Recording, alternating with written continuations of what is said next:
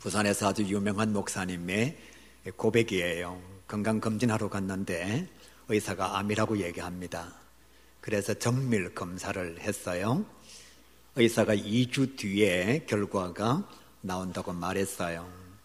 목사님이 집에 돌아와서 2주를 기다리는데 마음이 무너집니다. 교회는 어떻게 할 것이며, 진짜 암이라 그러면 앞으로 남겨져 있는 모든 일정들을 어떻게 감당할 것인가, 여러 가지 생각으로 참 마음도 답답하고 어떻게 2주간을 보냈는지 몰랐다, 그렇게 말했어요.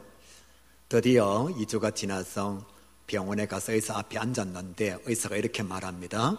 오진이었습니다. 잘못 검사를 했습니다. 그러는 거예요. 목사님께서 이렇게 말씀하셨어요. 참 내가 연약하다는 것을 깨달았다. 평상시에 설교할 때는 하나님 살아계십니다, 여러분 기도하면 됩니다, 걱정하지 마세요, 염려하지 마세요 그랬는데 정작 자기 자신이 의사가 암입니다 그러니까 모든 게 다 무너지더래요. 사랑하는 성도 여러분, 우리가 참 강한 것 같아도 사람은 정말 연약합니다. 대단한 것 같아도 대단하지 않는 것이 우리의 모습이에요. 성도들의 모습을 보면 젊을 때 정말 교회에 열심히 봉사했습니다. 그런데 연세가 들면 주일날 교회 와서 예배 드리는 것도 사실 어렵습니다. 따라서 좁은 문으로 들어가고 죽을 때까지 주님을 떠나지 않는 것 결코 쉬운 일이 아니라 그렇게 말할 수가 있어요. 목회를 하면서 참 많은 사람들 보잖아요. 교회 안에서 참 친하게 지내는 사람들 봅니다. 쇼핑도 같이 다니고 밥도 같이 먹고 교회 일도 같이 합니다. 그런데 6개월 지나고 난 뒤에 보면 서로 말도 하지 않습니다.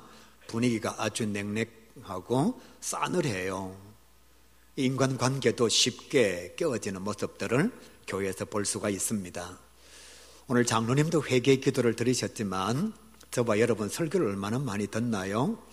성경 말씀이 정말 중요하다는 것을 우리가 다 알고 있습니다. 그런데 기도할 때마다 이렇게 고백합니다. 하나님의 말씀대로 살지 못했습니다. 회개합니다. 용서해 주십시오. 이런 기도를 해요.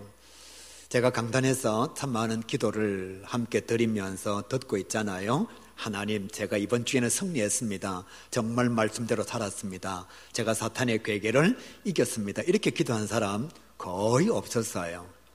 그러니까 말씀을 그렇게 많이 들으면서도 성경 말씀대로 살지 못하고 말씀으로 이기지 못하는 우리의 연약성이 정말 많은 거예요.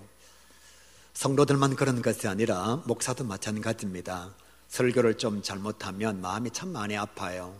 이 하나님의 말씀을 바르게 전하지 못했다는 좌절감이 마음속에 찾아옵니다.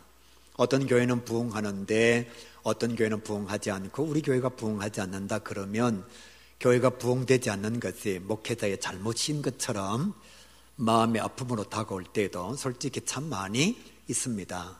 하나님의 나라는 확장되어져야 되는데 점점 하나님의 나라가 줄어가는 모습을 보면서 목회자들이 잘못해서 그렇나, 하나님의 사람들이 바르게 섬기지를 못해서 그렇나, 그런 마음이 찾아올 때가 참 많아요.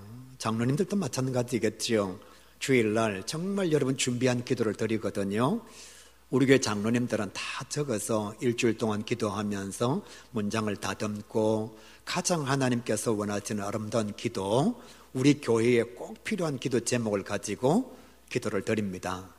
이렇게 기도를 드리고 난 뒤에 일주일의 삶이 정말 내가 드린 기도처럼 거룩하고 경건하냐, 그렇지 않은 모습을 자기 스스로 경험하면서 마음이 무너지고 신앙이 무너지는 경우가 참 많지요. 사람들은 정말 연약합니다. 여러분도 연약하고 저도 참 많이 연약해요. 설교할 때는 강한 것 같지만 삶의 자리로 돌아가면 부족함을 느낄 때가 너무나 많습니다. 믿음의 자리도 똑같다고 생각해요. 가정이 평안하고 형통할 때는 성도들이 참 신앙이 좋습니다. 얼굴도 밝아요. 표정도 참 좋습니다. 교회 일할 때 보면 얼굴에 미소가 넘쳐나요. 자신감도 넘치고 하는 일들이 당당해 보입니다. 그러다가 직장에 어려움이 찾아오거나 사업하시는 분들 사업이 어렵거나 원치 않게 육신의 질병이 찾아오거나 가정에 생각지도 못한 우환이 찾아오면 어두워지기를 시작합니다. 그 마음이 무너지기를 시작하는 거예요. 그래서 날 갑자기 교회에서도 보이지를 않습니다. 전화를 하면 아예 수신 거부를 해놓고 있는 성도들도 있습니다. 평상시에는 교회에서 오늘도 그렇게 하셨지만 예배 드리러 올라올 때에 다 반갑게 인사합니다. 어떤 분들은 손을 꼭 짚고서 목사님 막 그래요. 목사님을 좋아하는 표정을 보여줍니다. 그런데 가정에 원치 않는 어림이 찾아오고 육신의 질병 정말 아프고 힘들어서 하나님 앞에 기도했는데도 응답이 안 되고 그러면 교회 전화도 받지 않을 뿐만 아니라 목회자가 찾아가도 문도 열어주지 않습니다. 참 마음이 많이 아파요. 평안할 때에 목사님이라고 불렀던, 감사합니다라고 말했던 그 신앙이 어디로 갔을까? 그런 모습을 보면서 정말 위기의 상황 속에서 하나님의 은혜로 이기면 좋겠는데 심하면 교회를 떠나고 더 심하면 신앙을 포기하는 그런 성도들의 모습을 봐요. 한때는 참 열심히였습니다. 정말 교회 일에 최선을 다하였고 많은 사명을 감당했습니다. 새벽 기도도 열심히 나왔어요. 기도하시는 모습이 얼마나 아름다웠는지 모릅니다. 그런데 어느 날 보이지를 않아서 찾아가 보면 장사가 잘 안 되어서 기도해도 소용도 없고 교회 다니는 건 말짱 황이라 그러면서 목회자를 아예 밀쳐냅니다. 사람이 참 연약해요. 신앙도 참 보잘것없습니다. 인근 교회에 어려움이 찾아오니까 성도들이 신앙의 자리를 떠나는 경우를 보게 됩니다. 교회를 떠나는 경우를 보게 돼요. 그 교회를 위해서 얼마나 많이 봉사했을까요? 얼마나 열심을 내었을까요? 자기 자신이 감당할 수 있는 최선을 다했음에도 불구하고 교회에 잠깐의 환란이 찾아오니까 교회를 떠나고 신앙을 던지는 그런 모습들을 우리 신앙과 삶의 자리에서 보게 됩니다. 오늘 성경 말씀 속에는 정말 대단한 사람이 등장하고 있어요. 그 사람이 누군가 하면 다윗입니다. 이 다윗은 정말 대단해요. 여러분 제가 한번 말씀드릴 테니까 얼마나 대단한지를 한번 생각해 보시기를 바랍니다. 어릴 적부터 신앙이 좋았어요. 어릴 적부터 하나님과 동행했습니다. 정말 하나님께서 원하시는 믿음의 길을 온전하게 걸었어요. 그리고 나라가 위기 가운데 있을 때에 원수 골리앗 3m가 넘는 적장을 죽이고 전쟁에서 승리하게 한 자가 다윗입니다. 이때 다윗의 나이가 16 정도밖에 되지 않아요. 여러분은 혹시 동네를 구한 적 있나요? 혹시 여러분 부산을 구한 적 있나요? 우리 가끔씩 그런 얘기 하잖아요. 누군가가 복의 좋은 일을 만나게 되면 저 사람은 전생에 나라를 구했나 뭐 그러잖아요. 그죠? 부인이 아주 예쁘다든지 남편이 아주 멋있다든지 그러면 주변 사람들이 그러거든요. 저 여자는 무슨 복이 있어서 전생에 나라를 구했느냐고, 저 남자는 무슨 복이 있어서 저렇게 이쁜 여자를 얻었느냐고 그렇게 말하잖아요. 우리는 전생은 없지만 여러분 한번 생각해 보세요. 내가 나라를 구한 적이 있는지, 우리 동네 가야 지역을 내가 구한 적이 있는지. 그런데 다윗은 나이가 16살 정도밖에 되지 않는데 나라를 구한 거예요. 3m가 넘는 적장 골리앗을 쳐 죽이고 전쟁에서 승리한 자가 다윗입니다. 아무도 놀라지 않는데 정말 대단한 사람이 다윗이에요. 그것만이 아닙니다. 성경이 이렇게 말씀해요. 다윗은 하나님의 마음에 합한 자였다. 우리는 내가 선택한 남자도 시간이 지나면 눈이 삐지 이렇게 말하는데, 내가 선택한 여자도 내가 그때 제정신 아니었지 이렇게 말하잖아요. 살아가면서 진짜 여러분 내 마음에 드는 사람 찾기가 쉽지가 않습니다.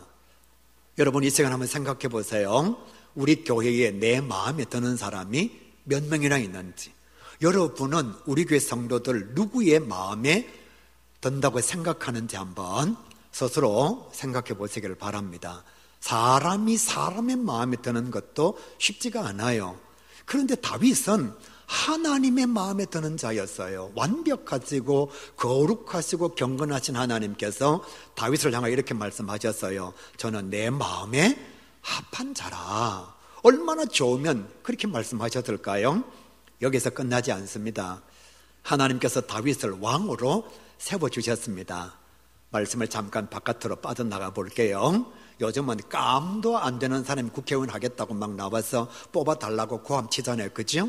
우리가 보면 진짜 깜도 안 되는데, 어떤 사람은 대통령 자격도 없고 능력도 안 되는데 막 자기를 뽑아달라고 고함 지르고 유세를 하고 그렇게 하잖아요. 그런데도 우리는 안 뽑아줘요. 왜? 자격이 없으니까요. 대통령 깜이 아니니까요. 또 아니면 국회의원 자격이 없으니까요. 그런데 다윗은 가만히 있었습니다. 대통령 되려고 한 것도 아니고 국회의원 되려고 한 것도 아니고 왕이 되려고 한 것도 아니에요. 하나님께서 다윗을 찾아와서 하나님의 마음에 들어서 다윗을 왕으로 세워주셨습니다.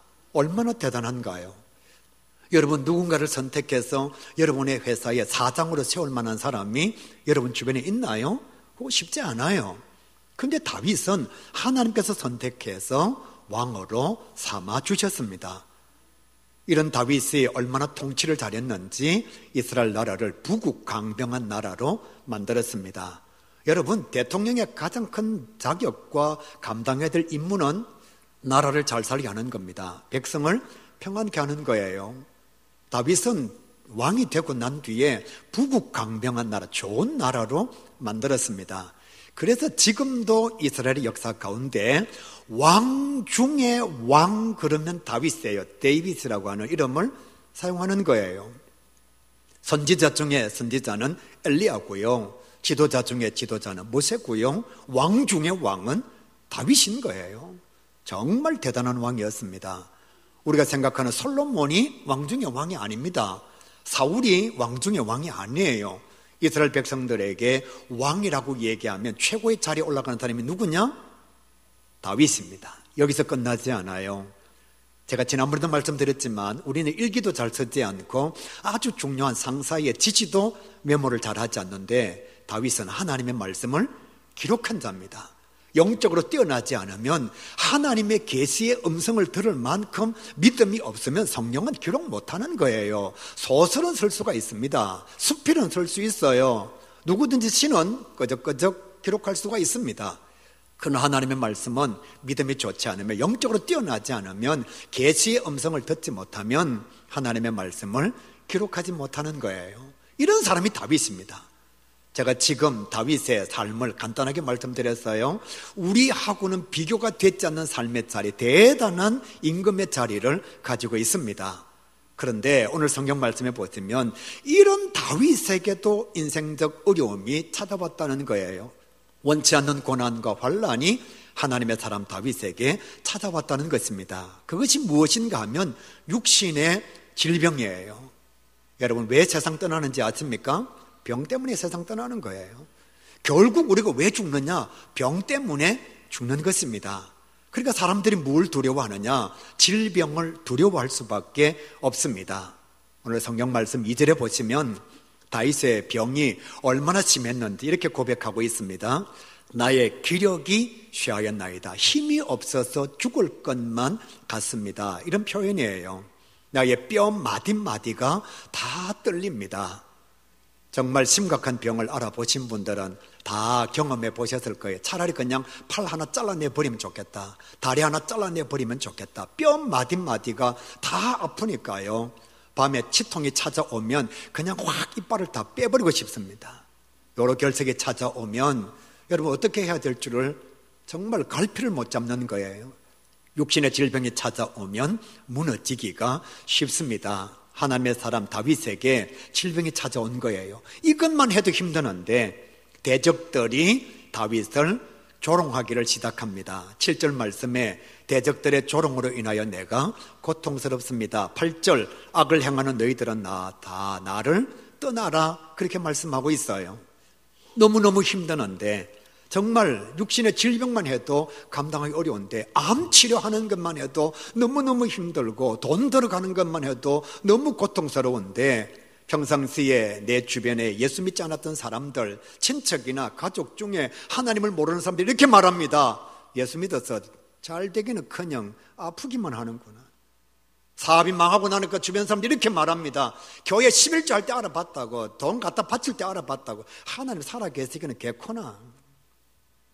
내 몸 아픈 것도 너무너무 힘드는데 주변에 예수 믿지 않는 사람들이 평상시에 내가 감당한 교회를 향한, 하나님을 향한 사랑의 모습을 기억하고서 조롱하기를 시작합니다. 하나님을 믿느니 내 주먹을 믿으라고. 차라리 다 엉덩이를 믿으면 계란이라도 얻지, 그렇게 말하죠. 교회 열심히 다니더니만 꼴 좋다. 그래서 젊은 나이에 그래 병들었냐? 우리를 조롱하는 거예요. 다윗에게도 이런 아픔이 찾아왔다는 겁니다. 그러니까 다윗의 마음이 흔들리기를 시작합니다. 여러분, 신앙 좋은 사람도 몸이 아프고 사업이 어렵고 가정에 우환이 찾아오고 주변에 예수 믿지 않는 사람들이 조롱하고 비웃기를 시작하면 마음이 무너져요. 목사님도 마찬가지고 교회 장로님도 마찬가지입니다. 다윗의 마음도 무너졌어요. 6절에 이렇게 말씀하죠. 내가 울다가 지쳤습니다. 얼마나 힘들었는지 내가 탄식으로 인하여 지쳤습니다. 밤마다 침상을 눈물로 적시고 잠자리에는 탄식과 슬픔으로 가득 찼습니다. 경험해 보신 분은 알아요. 여러분, 정말 어려우면 남에게 말도 못합니다. 그리고 아무도 보지 않는 공간에서 울 수밖에 없어요. 탄식의 소리가 넘쳐날 수밖에 없습니다. 사업이 부도 직전인데 여러분, 밤에 잠이 올까요? 다윗에게 질병이 찾아와서 죽음의 시간이 눈앞에 다가오고 있습니다. 주변의 사람들이 자꾸 놀리기를 시작하고 조롱합니다. 잠자리에 들어도 잠이 오지 않아요. 그러니까 하나님이 원망스럽습니다. 밤마다 침상을 눈물로 적시고 잠자리에 들었는데 잠은 오지 않고 눈은 말똥말똥하고 탄식과 슬픔은 그 잠자리에 가득 차 넘치게 되고요. 7절은 이렇게 말씀합니다. 내가 통곡함으로 눈이 퉁퉁 부었고 나의 마음이 괴로워서 늙어버렸습니다. 가끔씩 성도님들을 보면 진짜 얼굴이 팍삭 늙은 분들을 볼 수가 있거든요. 여러분도 그렇게 말하잖아요. 집사님, 왜 이렇게 늙었어요? 갑자기 왜 얼굴이 이렇게 팍삭 사갔어요? 그렇잖아요. 언제 그럴까요? 잠 못 자면요. 마음이 너무 괴로우면요. 고통스러운데 말할 데가 없습니다. 문제를 해결해야 되는데 능력이 없어요. 잠은 오지 않고 불면의 밤을 지새우고 눈은 퉁퉁 부었고 밥은 목에 넘어가지 않고요. 의사는 이렇게 말합니다. 가망 없습니다. 안 되겠습니다. 여러분, 정말 그럴 때에는 내 마음이 괴로워서 늙어버릴 수밖에 없는 거예요. 그런 상황이 지금 다윗에게 찾아오고 있습니다. 이 정도 되니까 신앙 좋았던 다윗의 신앙도 무너집니다. 하나님과 동행했던, 하나님의 마음에 합한 자였던 다윗이 3절 말씀에 이렇게 고백하고 있어요. 하나님, 나의 영혼이 떨립니다. 나의 영혼이 갈팡질팡합니다. 나의 영혼에 혼란이 찾아왔습니다. 주님, 나를 버리셨나요?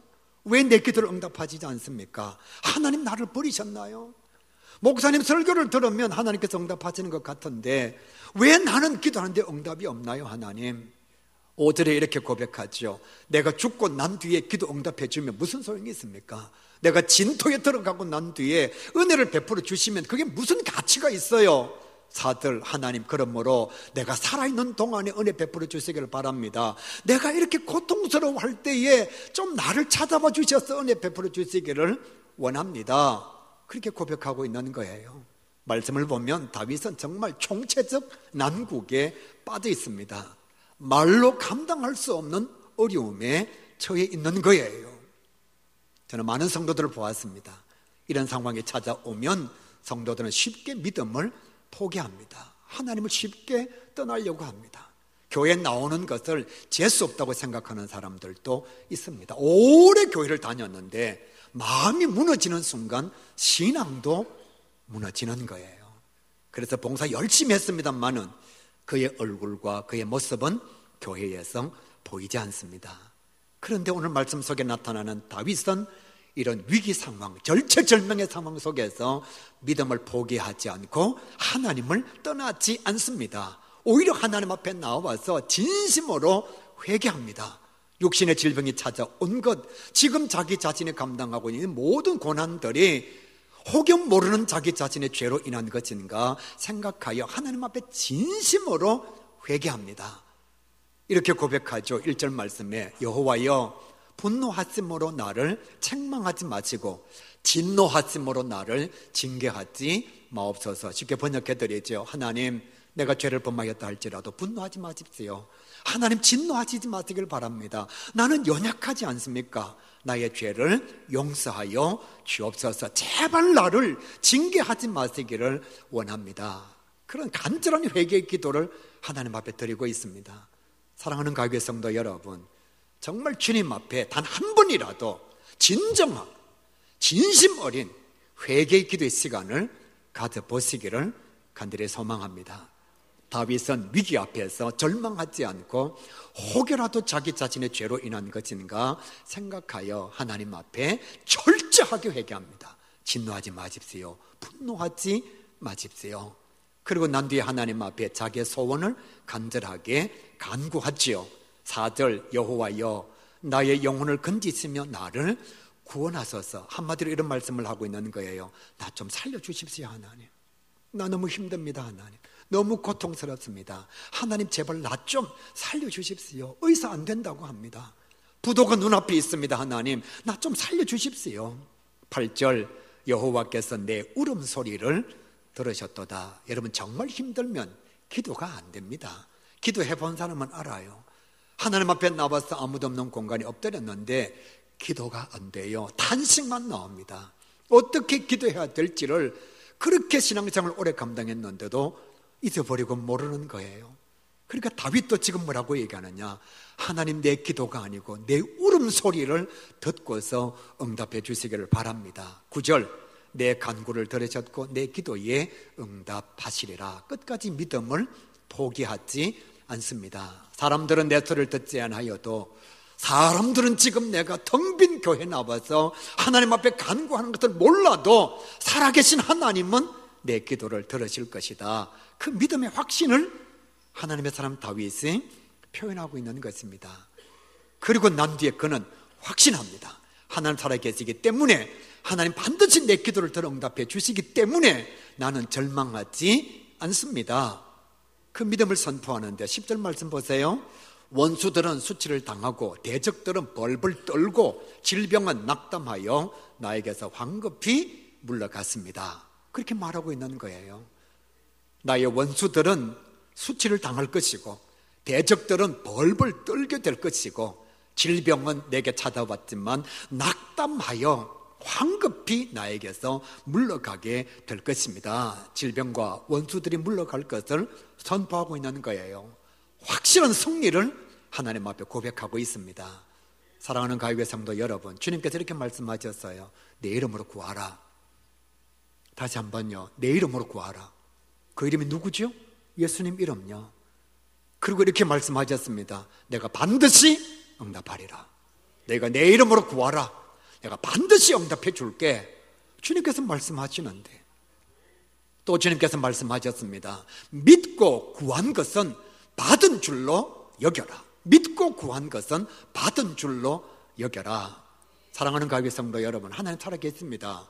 정말입니다. 하나님 우리 기도 들응답해 주십니다. 다만 내가 믿음으로 구하였지만 내 뜻과 하나님의 뜻이 다른 것뿐이지 하나님은 절대로 응답하시지 않는 순간이 없습니다. 2살짜리 꼬마가 엄마에게 칼을 달라면 절대로 주지 않습니다. 이것이 엄마의 응답이지요. 그러나 2살짜리 꼬마는 응답이 안 되었다고 생각합니다. 예수님께서 겟세마네 동산에서 간절하게 기도하셨습니다. 할 수만 있으면 이 잔이 내게서 지나가게 하옵소서. 그건 예수님의 뜻이죠. 다시 기도합니다. 나의 원대로 마옵시고 아버지의 뜻대로 되기를 원하나이다. 아버지의 뜻이 무엇인가 하면 십자가 위에서 인류 구원의 사명을 죽음으로 감당하는 것이요. 하나님은 반드시 응답해 주십니다. 응답 안 하시는 경우가 없습니다. 그러니까 다윗이 믿고 구하였기 때문에 받은 줄로 확신한 것입니다. 사랑하는 가교회 성도 여러분, 지금도 어려운 가운데 있는 성도들이 있을 것입니다. 어쩌면 표정은 웃고 있지만 돌아갈 때에 다시 절망의 근심거리를 가지고 돌아간 하나님의 자녀가 있을 거예요. 예배를 드리면서도 마음이 딴 곳에 가 있는 성도도 있을 것입니다. 해결되지 않는 문제로 인하여 목사님 설교를 들으면 그런가 하는데 집으로 돌아가면 전혀 믿어지지 않는 믿음이 연약해지는 성도도 있을 것입니다. 사랑하는 성도 여러분, 오늘 하나님께서 내게 주시는 이 음성을 마음속에 꼭 새겨서 우리도 다윗처럼 승리하는 주의 백성이 될 수 있기를 간절히 바랍니다. 그러기 위해서는 고난의 시간에 하나님께로 가까이 나아가야 됩니다. 고난의 시간일수록 하나님을 찾아야 돼요. 왜? 하나님 살아계시거든요. 여러분, 고난의 시간에 누굴 찾아갑니까? 능력 있는 사람 찾아가잖아요. 왜? 도와줄까 싶어서. 근데 성경은 이렇게 말씀합니다. 시편 50편 15절 말씀에 환난 날에 나를 좀 부르라, 내가 너를 건져주마. 환난 날에 나를 부르라, 내가 너를 건지리라. 하나님께서 말씀하시는 거예요. 고난이 찾아오거든 어려움이 찾아오거든 나를 피하지 말고 사람 찾아가지 말고 나를 좀 찾아오느라고. 그러면 내가 너를 건져주마.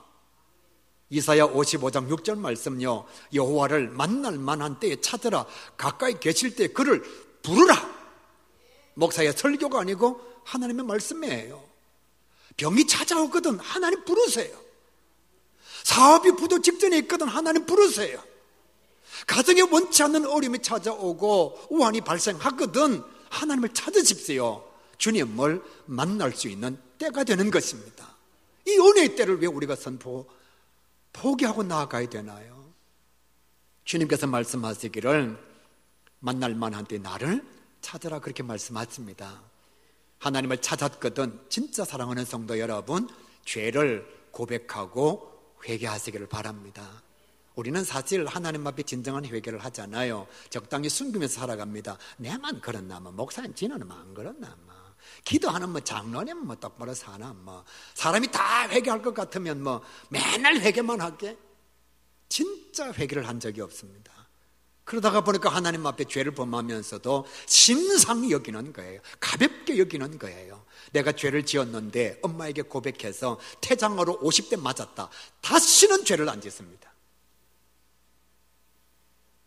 엄마가 절대로 거짓말하지 말라 그랬는데, 엄마가 절대로 남의 것 훔치지 말라 그랬는데 내가 거짓말하고 훔쳤어요. 그리고 엄마가 솔직하게 말하라 그럴 때 솔직하게 말했습니다. 엄마가 이렇게 말했습니다. 50대 맞고 내가 용서해 준다. 그러면 다시는 거짓말하지 않습니다. 하나님 앞에서 회개가 그런 거예요. 이사야 43장 25절 말씀에 나는 나를 위하여 너의 허물을 도만하는 자니 너의 죄를 기억하지 아니하리라. 회개하면 기억조차 안 하신다는데 왜 성도들이 하나님 앞에 회개하지 않느냐는 거예요. 다윗은 침상을 띄울 만큼 하나님 앞에 진심 어린 회개 기도를 드렸습니다. 불륜하다가 들켰어요. 아내에게 싹싹 빌었습니다. 그게 진짜면 다시는 불륜 안 합니다. 그게 가짜면 또 불륜하지요. 하나님의 사람 다윗의 모습을 본받아서 사랑하는 성도 여러분, 정말 고난이 찾아오거든 하나님 앞에 엎드립시다. 하나님 살아계시거든요. 하나님은 지금도 우리 기도를 들으시기 위하여 우리를 기다리고 계십니다. 그래요, 너무 힘들면 기도가 안 되겠죠. 저도 그럴 때가 있습니다. 정말 가슴이 무너지고 마음이 먹먹할 때는 기도가 안 돼요. 설교를 하는 목사도 기도가 안 될 때가 있단 말이에요. 그럴 때는 그냥 하나님 앞에 엎드려 울면 돼요. 성경이 이렇게 말씀합니다. 로마서 8장 26절 말씀에 우리가 연약하여 기도하지 못할 때에 오직 성령님이 말할 수 없는 탄식으로 우리를 위하여 친히 간구하시느니라. 나는 그냥 엎드려 있습니다. 나는 그냥 통곡합니다. 나는 그냥 울어요. 하나님 어떻게 해야 될지 모르겠습니다. 그럴 때에 우리의 마음을 아시는 성령님께서 우리를 대신하여 하나님 앞에 간절한 기도를 드려주신다는 거예요. 언제예요? 우리가 연약하여 엎드릴 때에.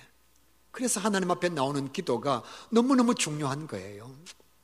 마지막으로 이렇게 말씀합니다. 기도하였거든 정말 하나님 살아계심을 믿고 하나님의 은혜의 때를 기다리라. 우리 하나님은 반드시 은혜를 허락해 주신다. 그렇게 말씀하고 있습니다. 이사야 53장 3절 말씀, 너희는 귀를 기울이고 내게로 와서 들으라. 그러면 내가 다윗에게 준 확실한 은혜대로 너희 영혼이 살 것이다. 하나님은 은혜로 우리의 마음과 우리의 삶을 인도해 주십니다. 사람의 수고가 필요하지요. 내 자신의 노력이 필요하지요. 그런데 하나님의 은혜에 비하면 아무것도 아닙니다. 밤늦은 시간에 시계를 만지다가 부속품을 잃어버렸습니다. 불을 환하게 켰습니다. 못 찾았습니다. 랜턴을 켰습니다. 못 찾았습니다. 선테드 등을 켰습니다. 그래도 못 찾았습니다. 포기했습니다. 내 노력으로는 더 이상 안 되는구나.